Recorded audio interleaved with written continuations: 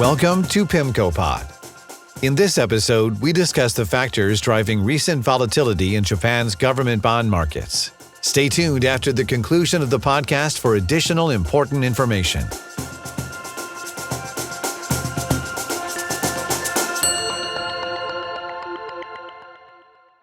Japan, Rates and Risks Back on the Global Stage by Alison Boxer, Tomoya Masanawa, and Ryota Kawai. Japan's interest rates returned to the spotlight in May as 30-year government bond (JGB) yields climbed above 3%, the highest level in more than 25 years. This coincided with a pronounced steepening of the JGB yield curve, with the 5-year to 30-year spread briefly exceeding 200 basis points, one of the steepest curves among major developed markets and nearly twice as steep as the comparable U.S. Treasury curve. For foreign investors accustomed to the pre-pandemic era of low or negative yields on JGBs, the current environment is striking. 30-year JGBs hedged to the U.S. dollar now yield over 7%. Since March 2024, Japan's economy and investors have been recalibrating to a new reality, following the country's exit from a prolonged phase of extraordinary monetary policy accommodation. This has resulted in higher interest rate volatility, including the recent long-end JGB sell-off, which in turn has reignited questions about the sustainability of Japan's fiscal position. The nation's debt-to-GDP ratio has long exceeded 200%.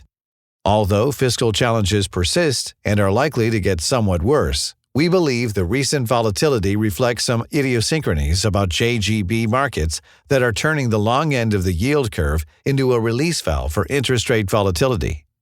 As a result, we think global investors should be evaluating long-end JGBs in the context of rising global term premia overall, as opposed to in isolation. Interest rate risk in Japan may indeed be a component of an attractive allocation to duration globally, a significant change from the pre-pandemic decade. JGB curve reflects unique supply-demand dynamics. Following the Bank of Japan's exit from its decade-long regime of negative rates and yield curve control in March 2024, the central bank has hiked rates 2 additional times and begun to shrink its balance sheet. In a May 2024 edition of Macro Signposts, we argue that moving from a generally stable state of low rates and inflation to an economy of 2% inflation could also uncover vulnerabilities that increase volatility. Indeed, high interest rates and volatile markets have brought Japan's fiscal vulnerability back into focus. At over 230%, Japan has the highest central government debt-to-GDP ratio across developed market (DM) economies, far surpassing Italy, nearly 140%, and the U.S., 120%, according to the International Monetary Fund, IMF. In the past, Japan's low and stable interest rates, despite elevated debt levels, have made it the centerpiece of arguments, especially for the U.S., that high and rising government debt on its own is not necessarily a cause for concern.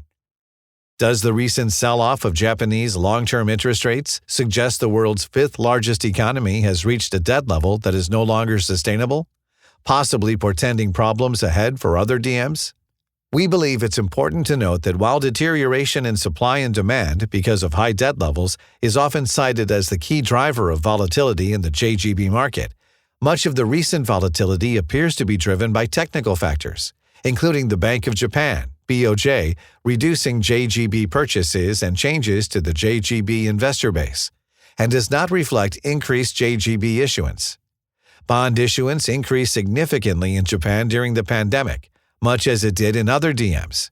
However, in contrast to the U.S. in particular, JGB issuance has been decreasing in the past few years, albeit slowly. Fiscal deficits have actually improved somewhat in Japan since the pandemic, according to IMF data. In addition, Japan differentiates itself with a large net international investment position, NIIP, of nearly 90% of its nominal GDP in 2024. Our view is that the JGB market is experiencing a structural imbalance in supply and demand that's unique to the Japanese yield curve for a couple of reasons. Life insurers, known as lifers, a longtime source of demand for long-term JGBs, are no longer structural buyers. They have generally covered their asset liability management (ALM) gap and recently have been net sellers as yields have risen. As we highlighted last year, although gross government debt to GDP is over 230%, the consolidated balance sheet includes the BOJ's holdings of JGBs, equivalent to roughly 100% of GDP. The BOJ owns over 50% of outstanding JGBs with maturities below 10 years, including 90+% of some issues. Given the BOJ's dominant footprint in shorter-dated bonds, long-end rates have become the release valve. Japan's policymakers have tools. We think policymakers can, and likely will, do more to help address the supply-demand imbalances in JGB markets. The Ministry of Finance, MOF, could more actively manage debt issuance at shorter, perhaps quarterly intervals, seeking to nimbly balance policy between predictability and flexibility. Currently, the MOF fixes its issuance plan annually, setting not only total amounts but also issue maturity distribution and each issue amount versus the U.S. Treasury's quarterly refunding, for example. The BOJ can continue to reduce its footprint in JGB markets via quantitative tightening, QT. We believe, somewhat counterintuitively, that this move could help improve supply-demand imbalances, and that QT could continue or even accelerate at some stage. As mentioned above, the BOJ's share of shorter-dated JGBs has made the long end an escape valve for any rise in the term premium. That is, the compensation investors receive for taking on interest rate risk, exacerbating the long-end yield rise. If the BOJ continues to reduce its JGB holdings, typical market mechanisms could return to the rest of the yield curve. But risks and uncertainties remain.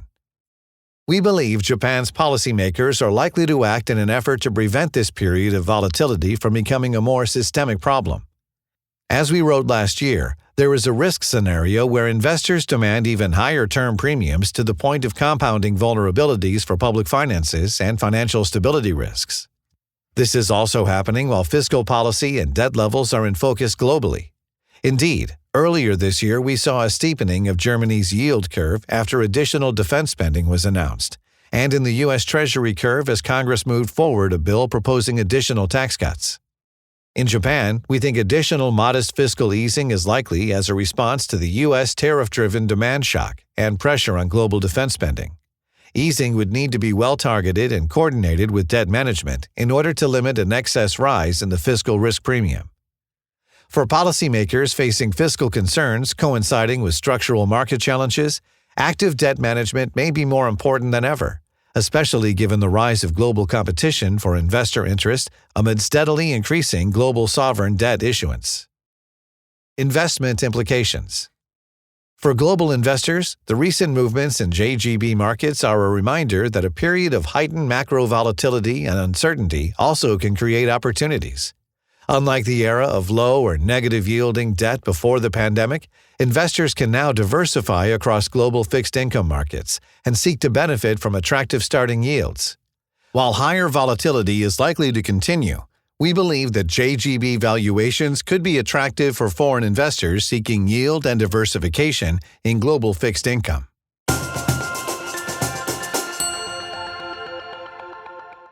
Thank you for listening. That was Japan, Rates and Risks Back on the Global Stage. For future insights, please follow us on your favorite podcast platform. Macro Signposts highlights weekly takeaways from the data analysis conducted by our team of economists and other macro experts.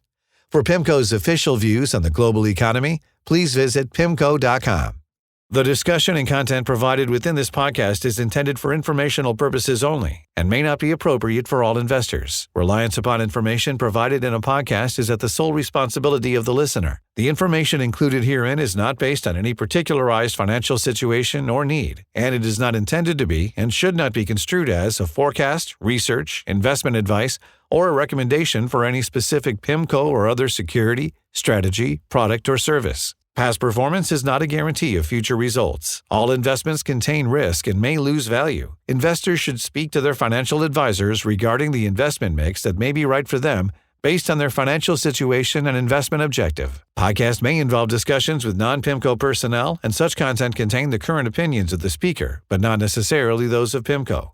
Other podcasts may consist of audio recording of an existing PIMCO article, and such material contains the current opinions of the manager. The opinions expressed in all podcasts are subject to change without notice. Information contained herein has been obtained from sources believed to be reliable but not guaranteed. PIMCO, as a general matter, provides services to qualified institutions, financial intermediaries, and institutional investors. This is not an offer to any person in any jurisdiction where unlawful or unauthorized. For additional important information, go to www.pimco.com/gbl/en/general/legal-pages/podcast-disclosures.